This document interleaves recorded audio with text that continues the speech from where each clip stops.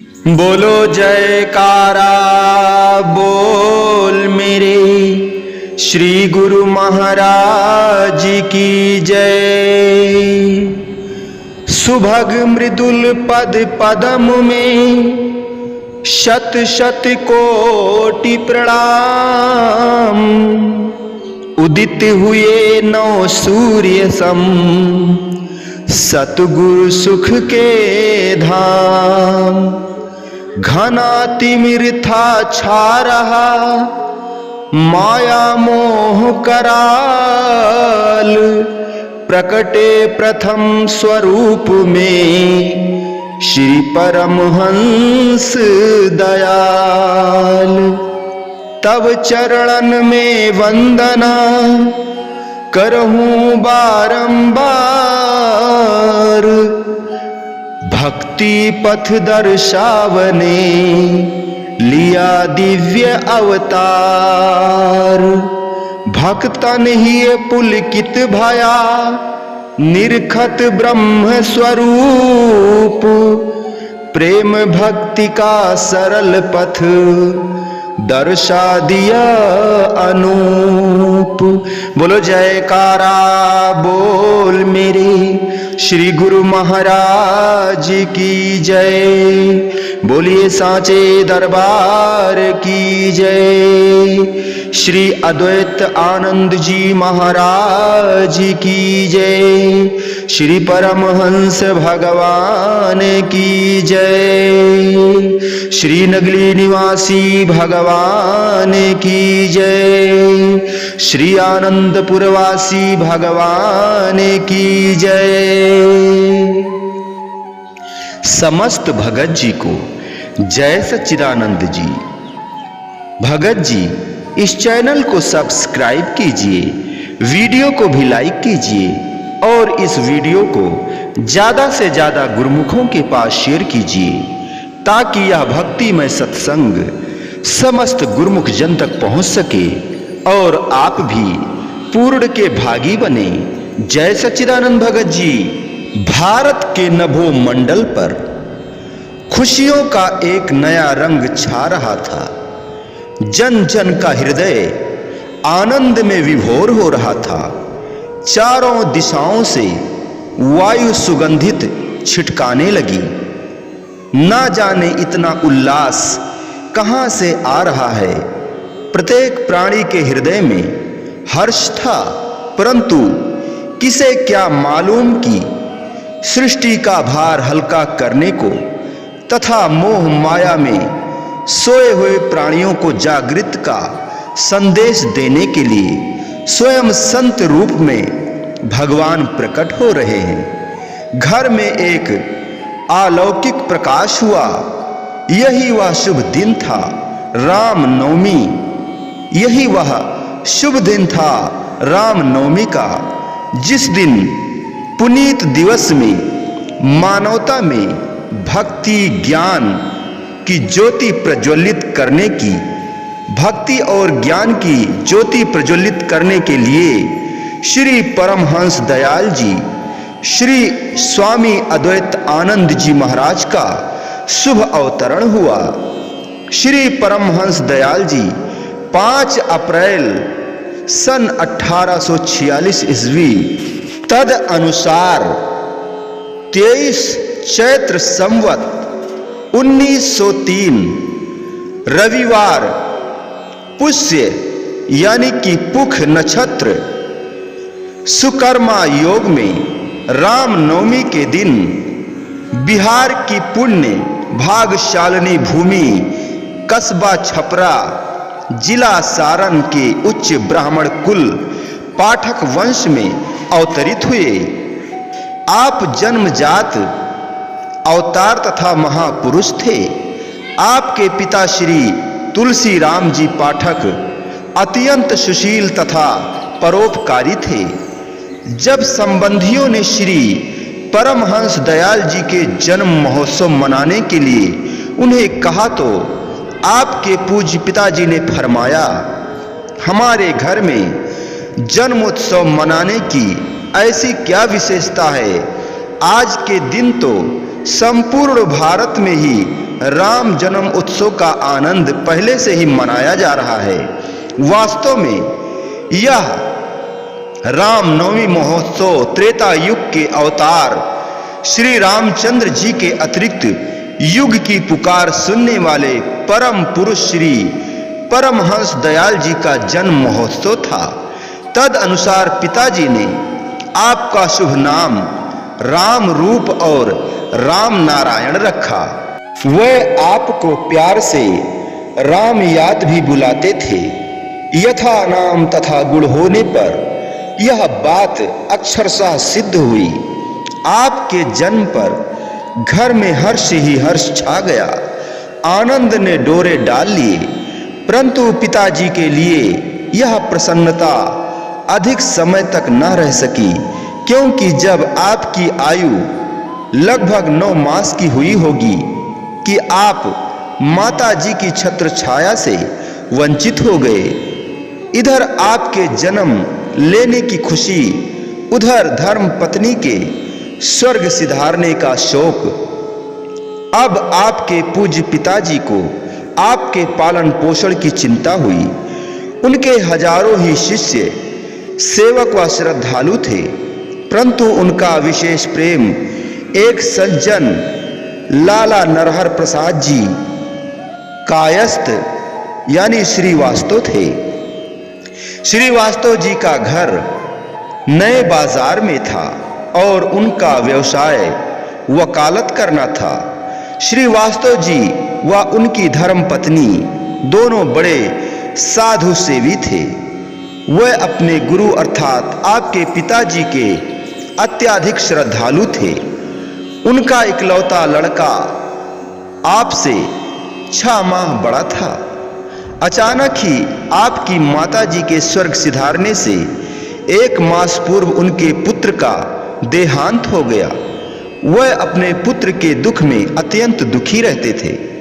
अब आपकी माताजी की मृत्यु के पश्चात आपके पिताजी ने आपको लाला नरहर प्रसाद जी तथा उनकी धर्म पत्नी को सौंप दिया। उन्होंने आपका लालन पालन पोषण बड़े लाड प्यार से किया। उनके दिल में सदा यही इच्छा रहती कि आप अपने माता पिता को तनिक भी स्मरण न रख सकें। उनके दिल में सदा यही इच्छा रहती कि आप अपने माता पिता को तनिक भी स्मरण न रख सकें। इसलिए वह सदा आपको मातृ पितृ सुलभ स्नेह पूर्ण करते। आपने पाठक वंश में जन्म लेकर कायस्थ माता के दूध का बल प्राप्त किया। दिन रात प्रत्येक क्षण उनका ध्यान आपकी देख रेख तथा सेवा में व्यतीत होता। परंतु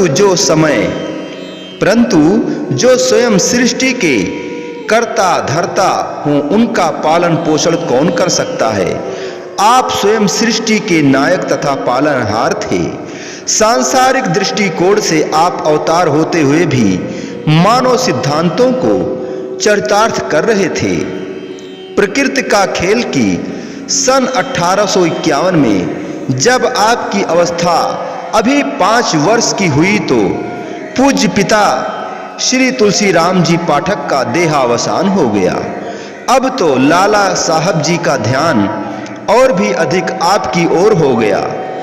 उनके दिल में यह ख्याल था कि जो उमंगे आपके पूज्य पिताजी आपकी ओर से अपने दिल में ले गए, उनको पूरी कोशिश से पूरा किया जाए ताकि उनकी आत्मा को शांति मिले। उन्होंने आपके साथ इस तरह लाड प्यार तथा स्नेह का व्यवहार किया कि आप भूलकर भी माता पिता को याद ना करें। इतना लाड प्यार होते हुए भी आपको सर्वसाधारण बालकों की तरह खेलना पसंद न था। आप बाल्यकाल में अपनी ही मस्ती में मस्त रहते। एकांत तो आपका प्रिय मित्र था। प्रकृति जिनकी चरण रज छू लेने को आतुर हो, रिद्धियां सिद्धियां जिनकी चरण छांव का आश्रय प्राप्त करना चाहती हो, वह भला इस संसार में क्या समझते हैं। फिर भी लाला श्रीवास्तव जी ने यथासंभव आपके कर्तव्य को पूर्ण रूप से निभाया। सांसारिक दृष्टिकोण से आपकी शिक्षा दीक्षा हिंदी, संस्कृत, उर्दू, अरबी एवं फारसी में हुई। जब आपकी अवस्था 9 वर्ष की हुई तो एक दिन सत्संग में यह चर्चा हुई कि अधिकतर साधु महात्माओं को ऐसी सिद्धि प्राप्त हो जाती है कि वे गुटका मुख में लेकर इस स्थूल शरीर से आकाश में उड़ने लगते हैं। किसी अन्य व्यक्ति ने कहा, गुटका आदि कुछ नहीं होता, केवल विचार शक्ति अथवा प्राणायाम से यह सिद्ध प्राप्त हो जाता है। शक्ति अथवा प्राणायाम से यह सिद्धि प्राप्त हो जाती है। यह सुनकर आपके मन में भी यह विचार उत्पन्न हुआ कि हमें भी ऐसा प्रयत्न करना चाहिए कि उड़ने लगे और जहां भी दिल चाहा उड़कर क्षण में पहुंच जाएं। पग पग पर इस भारी शरीर का बोझ उठाने की क्या आवश्यकता है। आपको इस विधि के विषय में किसी नियम का पता न था और न ही किसी से इसके विषय में पूछा। आप स्वयं श्वास रोककर बैठ जाते और यह विचार करते कि उड़ूं। शरीर को काबू में रखना अत्यंत आवश्यक था। फिर क्या था, थोड़े दिनों के अभ्यास से शरीर एक मंजिल मकान तक उड़ने लगा। कुछ दिन पश्चात आपको ऐसा उड़ते हुए देखकर लाला नरहर प्रसाद जी तथा अन्य संबंधी आपको पकड़ने के लिए दौड़े। उन्होंने शोर मचाया तो आप नीचे उतर आए। उन्होंने आपको समझाया और बहुत डराया कि आप यह क्या कार्य कर रहे हैं, इसका परिणाम बुरा होगा। किसी दिन बहुत ऊंचाई से गिर पड़ोगे तो चोट लग जाएगी। इसमें संदेह नहीं कि मृत्यु भी हो जाए। आपने उनके समझाने पर भी यह अभ्यास न छोड़ा। जब आपकी उड़ान सिद्धि की महिमा अन्य लोगों में भी फैल गई तथा साथ में लाला जी ने 1-2 बार प्यार से समझाया कि ऐसा करना उचित नहीं, तो आपने सोचा कि सिद्धि शक्तियां गुप्त रखनी चाहिए, इनकी चर्चा से शक्ति कम हो जाती है। तब आपने यह कार्य कुछ समय तक गुप्त रूप में किया। पुनः इसमें अत्यधिक विशेषता न पाकर इस अभ्यास को धीरे धीरे छोड़ दिया। आपकी आत्मा ने गुरु बनकर आपको यह उपदेश दिया। आपकी आत्मा ने गुरु बनकर आपको यह उपदेश दिया था और भी कई बातें आत्मिक ज्ञान के ख्यालों में आती रहती थी। आपके पिताजी को श्री परमहंस जी केदार घाट काशी वाले से ब्रह्म विद्या का उपदेश मिला था, इसलिए श्री परमहंस जी आपके घर प्रायः आते रहते थे। लाला नरहर प्रसाद जी आपके पिताजी के उपदेशी विशेष श्रद्धालु तथा साधु सेवी थे। अतएव श्री परमहंस जी केदार घाट वाले लाला जी के घर भी कभी कभी पधारते थे। सन 1860 ईस्वी में जब आपकी आयु 14 वर्ष की हुई तो लाला नरहर प्रसाद जी का भी देहांत हो गया। लाला जी की मृत्यु के पश्चात उनकी धर्म पत्नी के जीवित रहने तक श्री परमहंस जी केदार घाट काशी वालों का वहां आना जाना रहा। श्री परमहंस जी केदार घाट वाले भी पहुंचे हुए उच्च कोटि के संत थे। वे बड़े प्यार से आपको हापू बाबा के नाम से बुलाया करते थे। सबसे पहले तो ब्रह्म ज्ञान का उपदेश तथा आध्यात्मिक लाभ आपको इन्हीं महापुरुष से प्राप्त हुआ। लाला नरहर प्रसाद जी की मृत्यु के पश्चात एक बार जब श्री परमहंस जी आपके यहाँ पधारे तो आपने अपनी हार्दिक अभिलाषा श्री चरणों में प्रकट की कि हमारा ख्याल गृहस्थ आश्रम में न पढ़कर साधु होने का है। आपकी क्या आज्ञा है? श्री परमहंस जी ने फरमाया, भाई हापू, संसार में जो काम नियम व ढंग से किया जाता है वही अच्छा होता है। आपका ब्रह्मचर्य पूरा होने वाला है। अब गृहस्थ आश्रम में प्रवेश करो।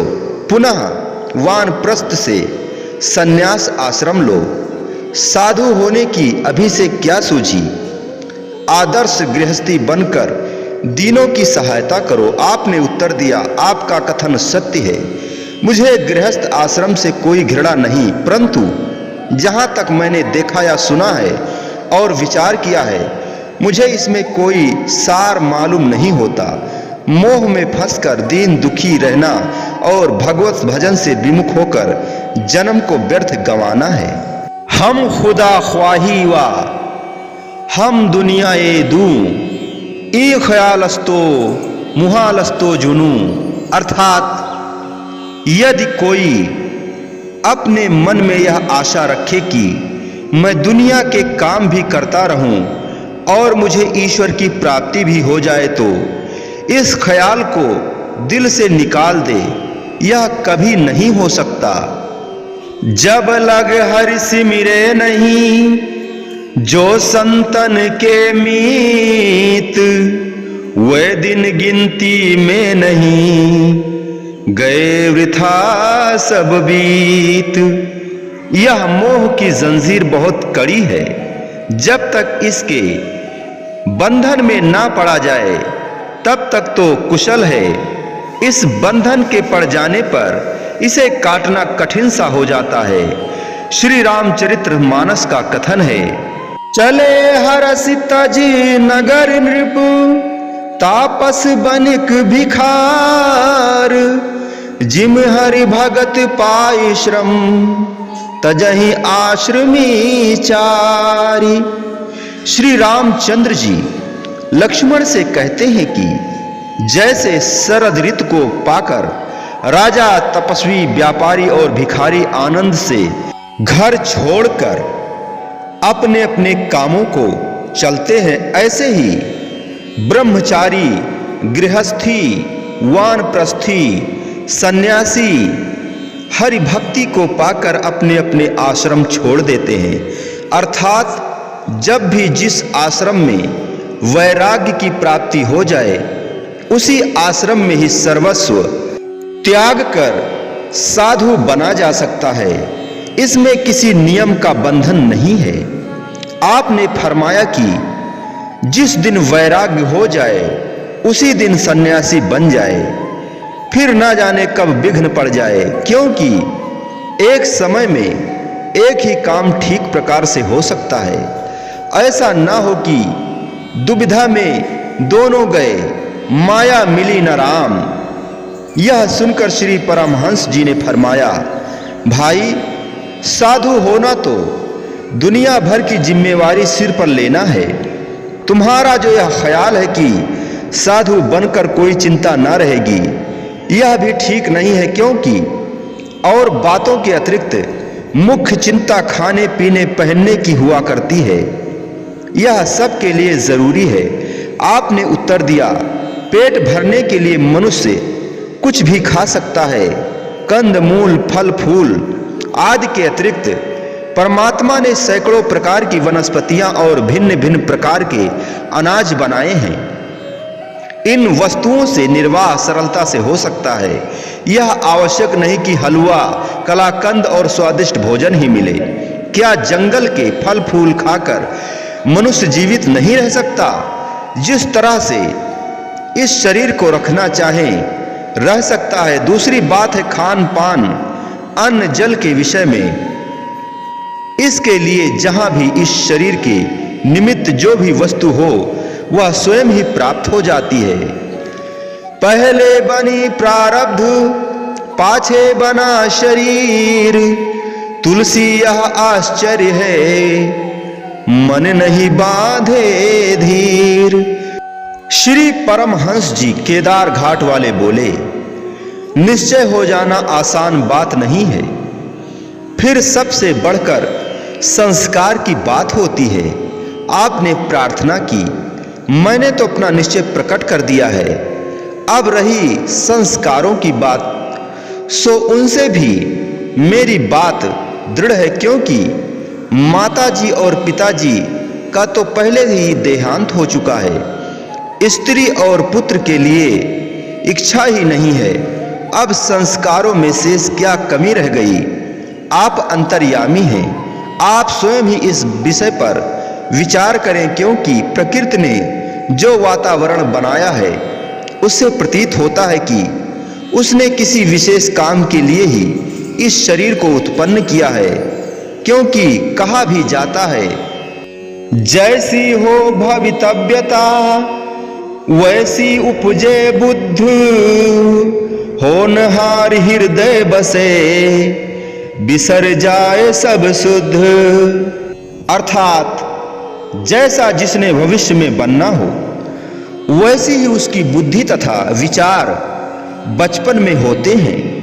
होनी बलवान है, इसीलिए वही होनहार बुद्धि में पहले से ही आकर स्थिर हो जाती है।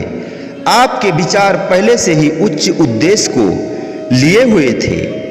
आप जी की पवित्र भावनाओं तथा उच्च विचारों को सुनकर श्री परमहंस जी केदार घाट वाले कुछ समय तो मौन होकर कुछ सोचते रहे।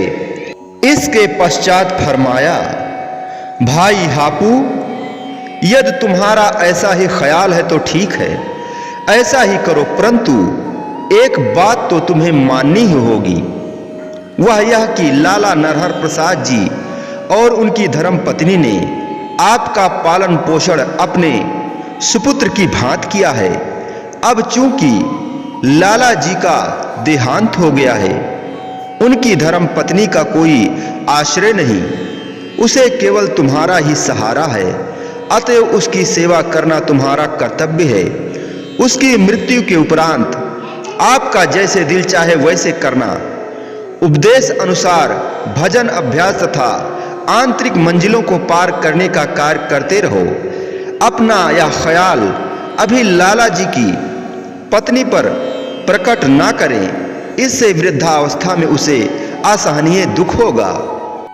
सत्य ही तो कहते हैं कि जब महान विभूतियां किसी महान कार्य तथा उद्देश्य की पूर्ति के लिए संसार में आती हैं तो उनकी व्यक्तिगत महानता तथा प्रतिष्ठा के विशेष लक्षण तथा चिन्ह उनकी बाल्यकाल की झांकियों से स्पष्ट होने लगते हैं। क्या सुंदर उत्तर दिए आपने। जिन्हें बचपन से ही मोहिनी माया की झिलमिल आकर्षित नहीं कर पाई, वही माया क्यों ना संत महापुरुषों की चरण रेणु बनने को आतुर हो। वास्तविक अर्थों में श्री परमहंस जी केदार घाट वाले गुरु शिष्य की परंपरा अनुसार अपने शिष्य की परीक्षा ले रहे थे, और श्री परमहंस दयाल जी भी शिष्य रूप में परीक्षा के रूप में पूर्ण रूप से सफल हो गए। इसके पश्चात श्री परमहंस जी ने आपको कुछ विशेष उपदेश दिया। आपकी गुरु दीक्षा का नियम पूरा हुआ। आप भी अपने सद्गुरु श्री परमहंस जी के उपदेशानुसार कार्य करने लगे। सन 1863 ईस्वी में जब आपकी अवस्था 17 वर्ष की हुई तो लाला जी की धर्म पत्नी का भी देहांत हो गया। उनका दाह संस्कार करके वह कर्म कांड से निवृत्त होकर आपने अपने गुरुदेव श्री परमहंस जी के उपदेशानुसार जो आंतरिक वेश था उसे प्रत्यक्ष कर लिया। आपने मन में विचारा कि परमात्मा ने अब स्वतंत्र कर दिया है, अब संसार की ओर देखने की आवश्यकता ही नहीं। अतः स्वामी अद्वैत आनंद जी के स्वरूप में साधना की ओर पग बढ़ाया। आपके माता पिता तथा लाला साहिब की धन संपत्ति का आपके सिवा कोई अन्य उत्तराधिकारी न था, परंतु सब कुछ मालिक की देखरेख में छोड़कर छपरा से बक्सर की ओर चल दिए। बक्सर में पहुंचकर आपने गंगा के पावन जल में स्नान किया। और धोती इत्यादि जो कुछ वस्त्र पहने हुए थे सब वहीं छोड़ दिए, केवल एक लंगोट धारण किया। बक्सर से अकबरपुर के जंगल की ओर जाने का विचार किया। मार्ग में आप 2 दिन के लिए नौहट्टा गांव में ठहरे। यहाँ से फिर आप आगे चल पड़े और लंगोट इत्यादि भी त्याग दिया तथा दिगंबर वेश में रहने लगे। किसी उर्दू कवि का कथन है, तन ये उरियानी से बेहतर नहीं दुनिया में लिबास, तन ये उरियानी से बेहतर नहीं दुनिया में लिबास। यह वो जामा है कि जिसका नहीं सीधा उल्टा। इस शरीर से बढ़कर दुनिया में कोई अच्छी वेशभूषा नहीं। यह वह पहरावा है जिसका आगा पीछा उल्टा सीधा नहीं देखना पड़ता। यहां से आप डेरी घाट होते हुए तुलथू पहुंचे। तुलथू से अकबरपुर पहुंच गए। यह स्थान बहुत सुंदर तथा रमणीक था। यहां निर्जन वन और पर्वत थे। यह स्थान आपको बहुत पसंद आया और लगभग 6 वर्ष तक आप यही एकांतवास करते रहे। आपने रहने के लिए कोई मठ अथवा झोपड़ी नहीं बनाई, बल्कि इसी प्रकार नग्न और स्वतंत्र रूप में रहे। यहां तक कि कोई करपात्र कमंडलू आदि भी पास नहीं रखा तथा साधना काल में आपने मौन व्रत धारण कर रखा था। यहाँ वन्य पशु शेर, चीते, रीछ, भेड़िए इत्यादि भी बहुत थे और दिन में कई बार आपको उन्हें देखने का अवसर भी मिल जाता था। वैराग्य अवस्था के कारण आपको इनसे कोई भय प्रतीत नहीं होता था। आप केवल फल आहार ही किया करते थे। कई बार उपवास भी हो जाता था। उसका कारण यह था कि वैराग वृत्ति के कारण आप किसी से मांगना पसंद न करते थे। एक दिन स्वप्न में आपको अपने श्री गुरु महाराज जी के दर्शन हुए। उन्होंने आदेश दिया कि बैठने से भ्रमण अच्छा है। प्रातः होते ही आप वहां से चल दिए और चौगांव, नवा नगर व डेरी घाट होते हुए डुमरांव में निवास किया। यहाँ आपने भोजपत्र की कोपीन धारण कर ली और लगभग 2-3 मास तक यहीं रहे। आप महाराजा साहिब के तालाब पर ठाकुर जी के मंदिर के समीप बैठते रहते थे। कभी कभी नंदन वन की ओर भी चले जाते। अब आप यहां से भी आगे चल दिए। डुमरांव से चलते समय आपके मन में यह विचार उत्पन्न हुआ कि 3 दिन से अधिक एक स्थान पर ठहरना उचित नहीं। आप पटना की ओर चल पड़े। मार्ग में महाराजगंज, आरा, दीनापुर और बांकीपुर होते हुए पटना पहुंचे। यहाँ पर लाला जयप्रकाश लाल, जो कि बड़े सत्संगी और हरिभक्त थे, उनके पास आप अधिकतर ठहरना पसंद करते थे। उन्होंने आपकी बहुत सेवा की। गंगा जी का यह पावन तट शांत और रमणीय होने के कारण आपको बहुत अच्छा लगा। इसलिए आप 2-4 वर्ष इधर ही भ्रमण करते रहे। आप केवल चने अथवा सूखी रोटी खाते थे। यहाँ से मोतिहारी, सोनपुर, हरिहर क्षेत्र और गंगा इत्यादि क्षेत्रों में घूमते रहे। गंगा के दक्षिण तटवर्ती क्षेत्रों में भ्रमण करने के पश्चात फिर आप बलिया, गाजीपुर, सारण होते हुए उत्तर की ओर रियासत बेतिया में चले गए। भ्रमण काल में आपको अच्छे अच्छे योगाभ्यासी संतों, फकीरों से मिलने का अवसर मिला। उनसे काफी वार्तालाप होता रहा। वैराग्य की प्रबल स्थिति होने के कारण आपको सांसारिक बातें अच्छी न लगती थीं। सन 1863 से 1879 ईस्वी तक निरंतर 16 वर्ष तक भ्रमण करने के पश्चात जब आप बेतिया रियासत में विराजमान थे, तब एक दिन आपके मन में यह विचार उत्पन्न हुआ कि कोई स्थान कोई एकांत स्थान नगर के बाहर मिलता जहां शौच क्रिया व जल आदि की भी व्यवस्था होती तथा जहां रहकर दिव्य आनंद की भी अनुभूति कर पाते। इन विचारों के उत्तर में श्री गुरुदेव जी की और आपको अंदरूनी तौर से आदेश हुआ कि अब आप कठियावाड़ द्वारका जी की ओर भ्रमण करो। यह आदेश पाकर आप वहां से अयोध्या की ओर चल पड़े। इस प्रकार पैदल भ्रमण करते करते मथुरा जी पहुंचे। यहाँ पर आपको एक महापुरुष के दर्शन हुए जो कि आपको बड़े प्यार से मिले और कहने लगे, परमहंस राम याद आओ मिलो। उनको मिलने से आपको हार्दिक प्रसन्नता हुई क्योंकि वह भी पूर्ण पुरुष प्रतीत होते थे। अपने अनुरूप पथ पर चलने वाले महापुरुष से मिलकर आप अत्यंत प्रसन्न हुए। ऐसी अवस्था में आपको ब्रजभूमि अर्थात नंदगांव, गोकुल, मथुरा व वृंदावन की सैर बहुत अच्छी लगी। आप कई महीने यहाँ पर विराजमान रहे। मथुरा से आप पैदल ही जयपुर पहुंचे। यहाँ कुछ दिन निवास करने के उपरांत सांभर चले गए। सांभर से देववाड़ी, अजमेर, पुष्कर जी आदि तीर्थ स्थलों की यात्रा की। फिर आपको उस ब्रज वाले महापुरुष से मिलने की इच्छा हुई, अतः आप मथुरा जी लौट आए। मथुरा जी में आपने उस महापुरुष की स्वाभाविक ही खोज की, परंतु उनका कोई पता ना चला। एक दिन आप उनकी खोज के विचार में कालीदह के समीप सो गए तो स्वप्न में उनके दर्शन हुए। उन्होंने फरमाया, मुझको क्यों ढूंढते फिरते हो? अपने आप को देखो, क्या मैं और तुम पृथक पृथक हो? इसके पश्चात फिर वह महापुरुष अंतर्ध्यान हो गए। ऐसी दिव्य अवस्था में आपको ब्रज का भ्रमण बहुत अच्छा लगता था। भक्ति भाव और प्रेम से छाती भर भर आती थी। आप अपना ही बनाया हुआ यह भजन अधिकतर गाते थे।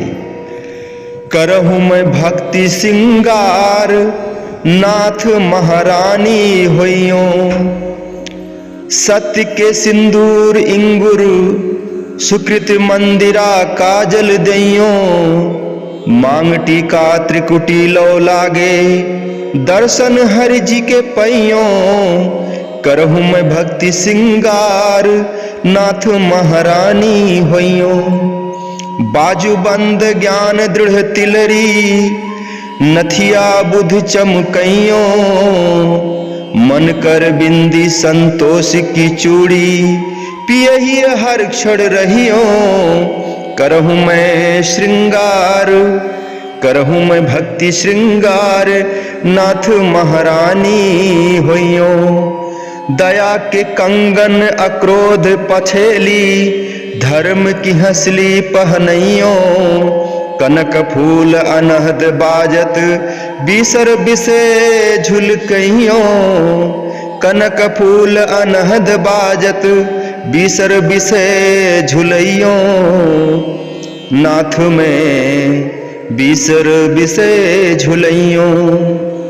सार सुरत की अंगिया साज के, सुमति की साड़ी ओढ़इयो, सहज समाधि बुद्ध चित लहंगा, पल में पिया को रिझइयो, राम याद प्यारी पिया है को, राम याद प्यारी पिया हो के, सोती माया तम कइयो, सुहागिन हो के पिया के रिझाई, रजतम मैल दुरइयो।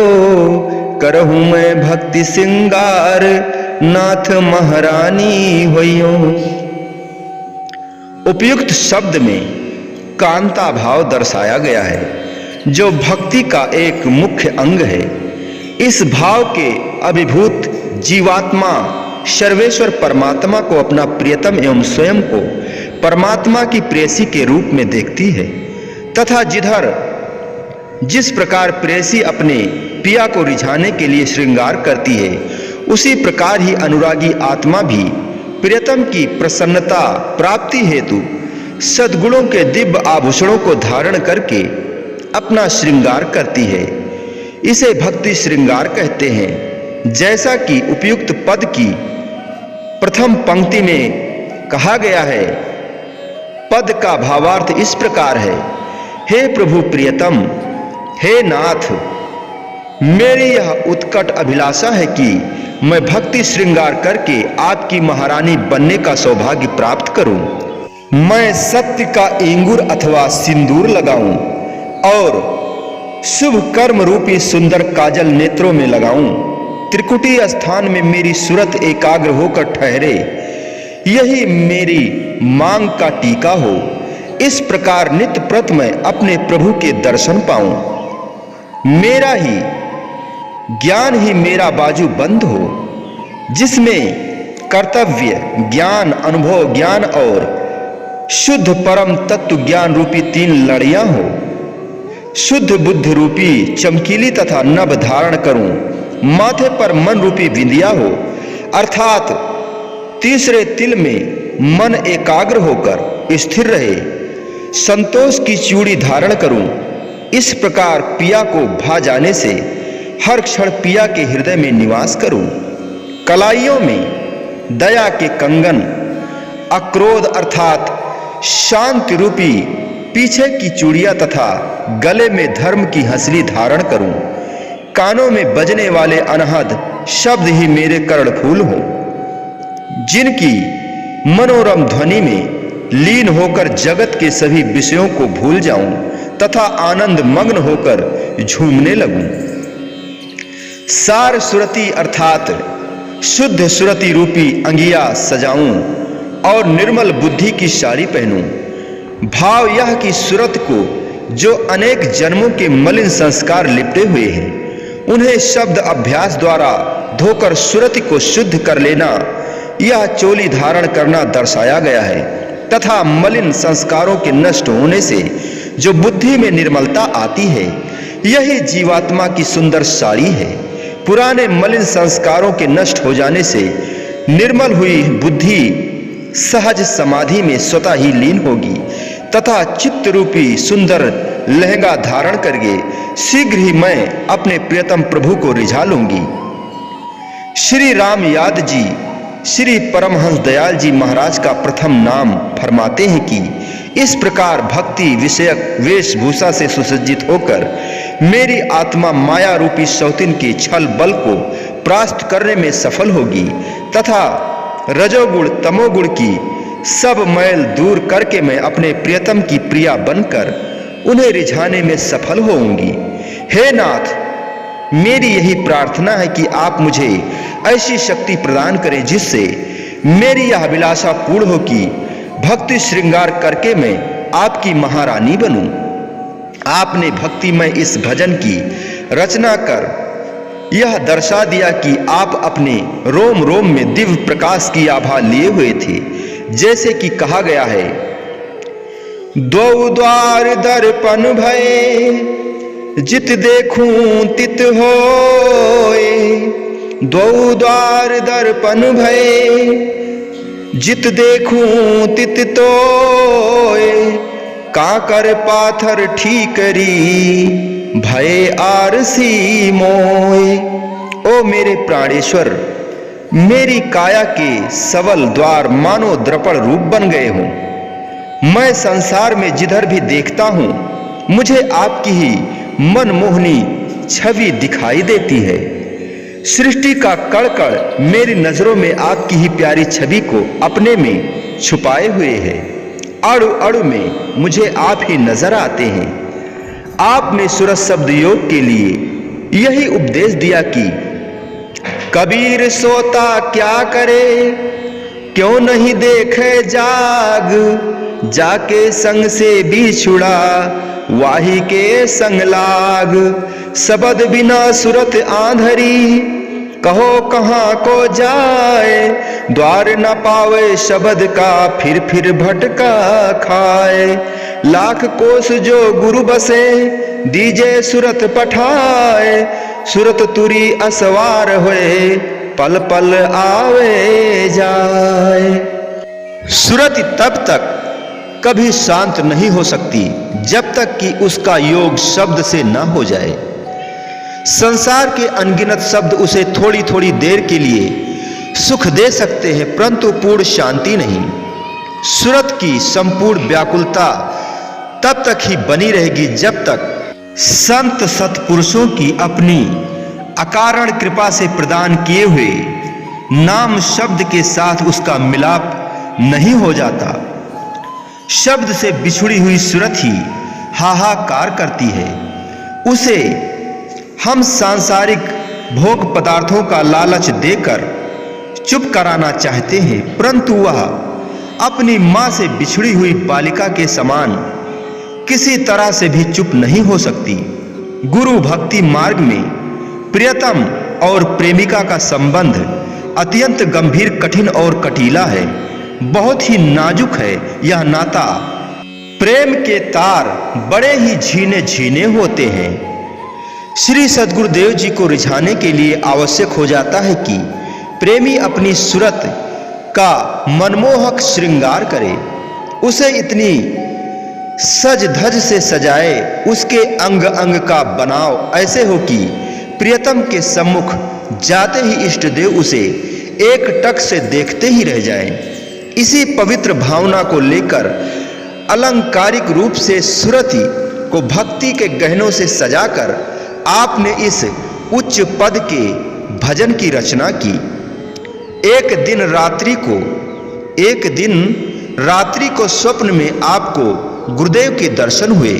उसमें उन्होंने फरमाया कि एक बार तुम्हारे मन में एक स्थान पर बैठकर भजन करने का संकल्प उठा था, किंतु अब आप द्वारिका जी से जाने का विचार कर चुके हो, इसलिए जयपुर होते हुए द्वारिका जाना। जिस प्रकार सन 1884 में आप पुनः जयपुर पधारे, वहां पर श्री जगन्नाथ जी के मंदिर में ठहरे, वहां से आप लाला महावीर प्रसाद के घर गए। लाला महावीर प्रसाद आपको दरोगा रामचंद्र जी की हवेली ले गए। यहां आपकी भेंट श्री स्वामी आनंदपुरी महाराज जी से हुई। उनसे सत्संग वार्तालाप हुआ। उन्होंने स्वयं ही बड़े प्रेम से आपको भजन अभ्यास की कई युक्तियां बतलाई, जिनका आपको पहले से ही ज्ञान था, किंतु आपने अपने गुरुदेव श्री परमहंस जी के केदार घाटी वाले के आदेश से किसी पर यह रहस्य प्रकट नहीं किया। जब श्री स्वामी आनंदपुरी जी महाराज की आयु लगभग 90 वर्ष की हो गई, तो उनके शिष्यों ने देखा कि स्वामी जी का प्रेम श्री परमहंस दयाल जी से अधिक था। उनके शिष्यों में से एक शिष्य लाला महावीर प्रसाद जी ने एक दिन श्री आनंदपुरी जी के चरणों में विनय की कि महाराज, आपके बाद आपका उत्तराधिकारी कौन होगा? स्वामी आनंदपुरी जी ने एक कागज पर उर्दू में लिख दिया, परमहंस राम याद को मानो। उस समय श्री परमहंस दयाल जी निकटवर्ती स्थान पर गए हुए थे। जब स्वामी आनंदपुरी जी का अंतिम समय निकट आ पहुंचा तो उन्होंने श्री परमहंस दयाल जी को बुलावा लिया। जब उनका अंतिम समय निकट आया तो उन्होंने श्री परमहंस दयाल जी को बुलवा लिया। श्री आनंदपुरी जी के निज धाम सिधारने के पश्चात दरोगा रामचंद्र तथा अन्य शिष्यों ने आपके ऊपर एक कीमती दोसाला डाल दिया। आप स्वतंत्र प्रकृति होने के कारण एक स्थान पर अपने को सीमित रखना पसंद नहीं करते थे। आपने श्री स्वामी आनंदपुरी जी के एक दो प्रमुख शिष्यों को वहां का सेवा कार्य सौंपकर अपना दामन छुड़ाया। शिष्यों के अत्यधिक आग्रह करने पर आपने फरमाया, हम भजन पूजन तथा परमार्थ के लिए फकीर हुए हैं। हम इस समय एक स्थान पर सीमित रहना नहीं चाहते। इस प्रकार वहां से चलकर स्वतंत्र रूप में द्वारिका की ओर भ्रमण करने लगे। महात्मा बुद्ध, महावीर स्वामी इत्यादि महापुरुषों ने जब तप की अग्नि में स्वयं को तपाकर कुंदन बना लिया और आत्म साक्षात्कार के धनी हो गए तो अंतः प्रेरणा ने इन्हें जन जन के संतप्त हृदयों को शीतलता प्रदान करने का आदेश दिया। तब जाकर इन्होंने परोपकार पथ ग्रहण करके जन जन तक इस निर्विकार ज्ञान भक्ति के संदेश को पहुंचाया। इस प्रकार श्री परमहंस दयाल जी जिस महान उद्देश्य की पूर्ति के लिए संसार में आए थे, उसकी पूर्ति का समय संभवतः निकट आ पहुंचा। अंतः प्रेरणा से आप 18 वर्ष तक योग साधना कर 18 वर्ष तक योग साधना कर बिहार प्रांत से उत्तर प्रदेश सीपी और राजस्थान में रमता राम अवधूत के रूप में घूमकर सत्य नाम का अमृत पिलाने के लिए चल दिए। श्री परमहंस दयाल जी ने 18 वर्ष वनों में रहकर सुरत शब्द योग द्वारा आत्म साक्षात्कार किया। इन 18 वर्षों में उन्होंने जो जो कष्ट सहन किए उनका वर्णन नहीं किया जा सकता। 18 वर्षों में कितनी ऋतुएं आई और अपना रंग छिटका कर चल दी, लेकिन इनको किसी से कोई प्रयोजन नहीं था। सर्दी गर्मी वर्षा ओले आंधी तूफान सब कुछ सुकोमल तन पर सहन किया। अपनी दिव्य मस्ती में लीन श्री परमहंस दयाल जी किसी उत्कृष्टतम लक्ष्य की प्राप्ति में मग्न थे। आपने भक्ति संप्रदाय की नींव को कठोर साधना से सुदृढ़ किया। यह सब कुछ आपने केवल हम अधम कलियुगी जीवों के उद्धार के लिए ही किया, क्योंकि आपने जिस भक्ति परमार्थ के भवन की नींव रखी, उसी पर आपके अनुयायियों ने श्री आज्ञा अनुसार जो भवन खड़ा किया, वह आज भी हमारे सामने प्रत्यक्ष रूप में है। ऐसा सरल पथ बनाया जिस पर सर्वसाधारण जीव भी चलकर अपना कल्याण कर सकते हैं। आपने गुरु भक्ति के नियमों को सुदृढ़ किया। यही गुरु भक्ति ही इस संप्रदाय का मुख्य सिद्धांत एवं उद्देश्य है। द्वारिका से लौटते हुए इसी भ्रमण के बीच में फिर आप जयपुर पहुंचे। वहां पर अहंकार दमन तथा परोपकार का अद्भुत चमत्कार दिखाया, जिसे देखकर लोग दंग रह गए। आप लाला हजारी मल के मकान में ठहरे हुए थे। एक फकीर ने नीचे से आवाज लगाई, मैं भूखा हूं, मुझे कुछ खाने पीने को मिले। लाला जी का छोटा पुत्र गुरु बख्श रोटी व पानी लेकर नीचे गया और उसको भोजन दिया। भोजन खाकर वह पानी पीकर उस फकीर ने बच्चे से कहा कि मुझे लोटा दे दो। बच्चे के इनकार करने पर फकीर ने कहा, लोटा नहीं देगा तो मैं तुझे अभी भस्म कर दूंगा। बच्चे ने उत्तर दिया कि यदि तुम मुझे भस्म कर दोगे तो हमारे गुरुजी मुझे जीवित कर देंगे। श्री परमहंस दयाल जी ने बच्चे को अत्यधिक देर नीचे लगते हुए देख आवाज लगाई। बच्चे ने उत्तर दिया, यह फकीर मुझसे लोटा मांगता है। आपने फकीर तथा बच्चे को ऊपर बुलाकर वृतांत पूछा। वह फकीर से कहा कि लोटा तो इसके माता पिता से पूछकर मिल सकता है, शेष रही भस्म करने की बात तो यह इसे लीजिए और भस्म कीजिए। बच्चा उसके सामने खड़ा कर दिया। वह फकीर क्रोधवश हाथ पर कुछ पढ़ने लगा। मंत्र पूरा हो गया, परंतु मंत्र का कोई प्रभाव न पड़ा तो आपने कहा कि लो अब हम मंत्र पढ़ते हैं। तब फकीर ने आपकी प्रभावशाली वाणी व दिव्य स्वरूप की शक्ति देख श्री चरणों में क्षमा मांगी। आपने फरमाया, साधु को अहंकार कदापि शोभा नहीं देता। मालिक की भक्ति कर फकीर को भक्ति का धन जमा करना चाहिए, ना कि क्रोधवश इन छोटी छोटी बातों में अपनी कमाई को समाप्त कर देना चाहिए। अहंकार तो भक्ति के संचित कोष को शीघ्र ही खाली कर देता है। अपनी भक्ति को सुरक्षित रखने के लिए इससे बचने की नितांत जरूरत है। यह सुनकर फकीर ने नमस्कार कर पुनः क्षमा मांगी और हर्षित होकर वहां से चला गया।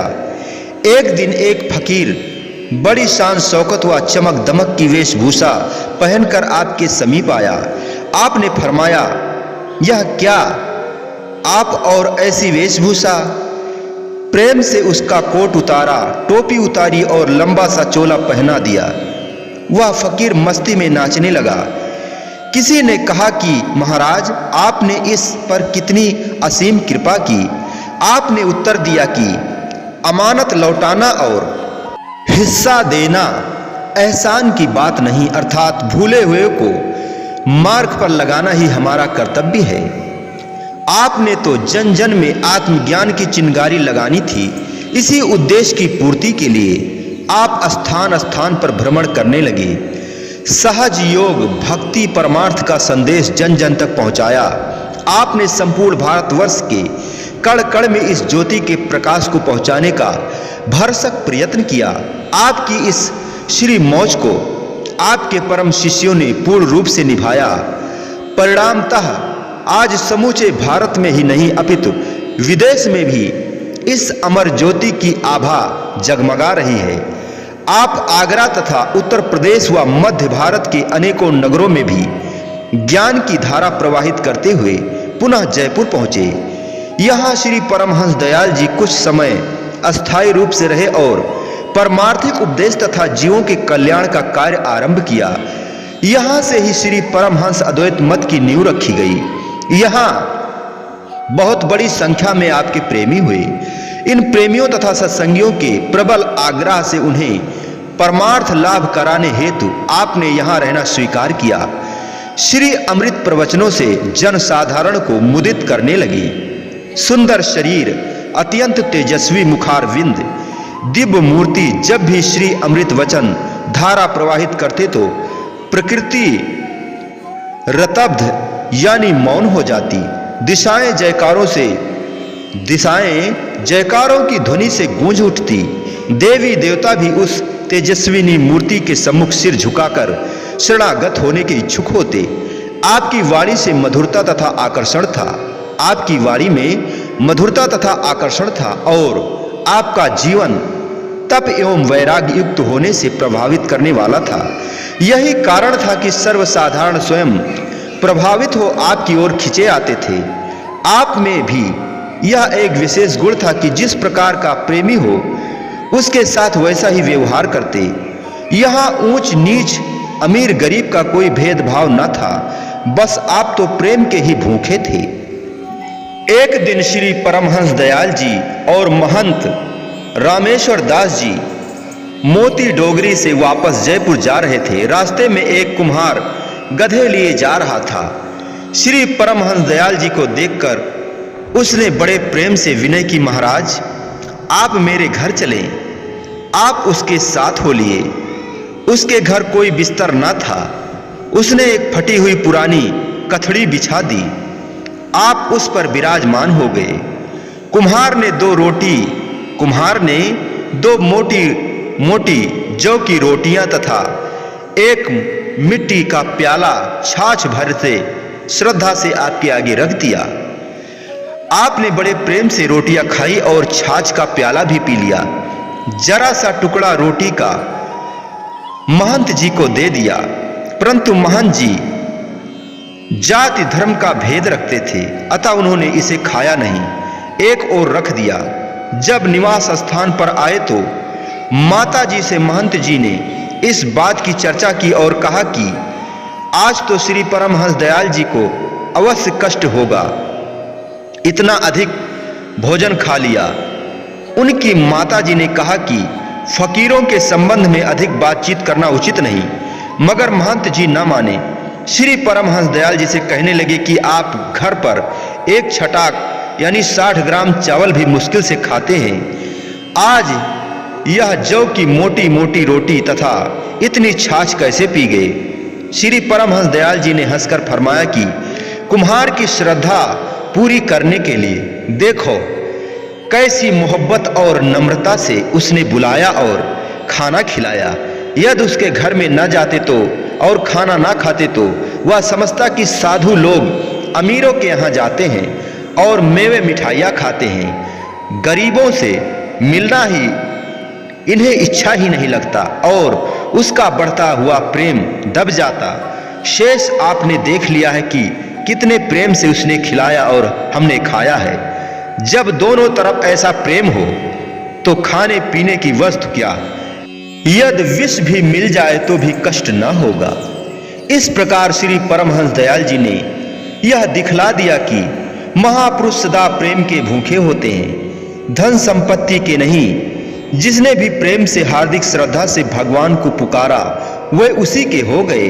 भगवान सदा अपने प्रेमियों के वश में होते हैं। इसके पश्चात वह कुम्हार संतों की सेवा श्रद्धा से करने लगा। आपका जीवन त्याग और तपस्या का साक्षात प्रतीक है। आप परम कृपालु स्वभाव के थे। एक दिन सर्दी की ऋतु में एक जागीरदार साहब ने एक बहुमूल्य काबुली दोशाला लेकर आपको ओढ़ा दिया। अभी जागीरदार वही खड़े थे कि एक फकीर जो सर्दी से कांप रहा था वहां आया और कहने लगा, बाबा जाड़ा लगता है, हमें कुछ पहनाओ। आपने अपना चोला उतार कर उसे दे दिया और पूछा कि और कुछ? उसने उत्तर दिया कि ओढ़ने की आवश्यकता है। आपने वही दोशाला ओढ़ने को दे दिया और पूछा अब? उसने कहा सिर नंगा है। आपने अपनी टोपी भी उतार कर दे दी। उसने फिर प्रार्थना की, टांगे नंगी है। आपने धोती उतार कर उसे दे दी और एक लंगोट में ही बैठ गए। आपने पूछा कहिए और कुछ चाहिए? उसने कहा बस, और प्रसन्न होकर चल दिया। वहां पर जो भक्त बैठे थे उनमें से कुछ अपने घरों में भागे भागे गए। कोई आपके लिए चोला लेकर आया और कोई धोती। इस प्रकार वहां पर एक कितने ही चोली धोती इकट्ठी हो गई। आपने फरमाया कि देखो त्याग में कितनी शक्ति है। एक धोती और एक चोला त्यागने से कितने ही वस्त्र मिल गए। कुछ कहने या मांगने की जरूरत नहीं। त्याग करो, कुदरत स्वयं मददगार बनती है। श्री परमहंस दयाल जी ने परमार्थ कार्य के लिए सांभर जाना था। एक दिन सायंकाल लगभग 4-5 बजे का समय था। आप कुछ प्रेमियों के साथ जयपुर स्टेशन पर गए।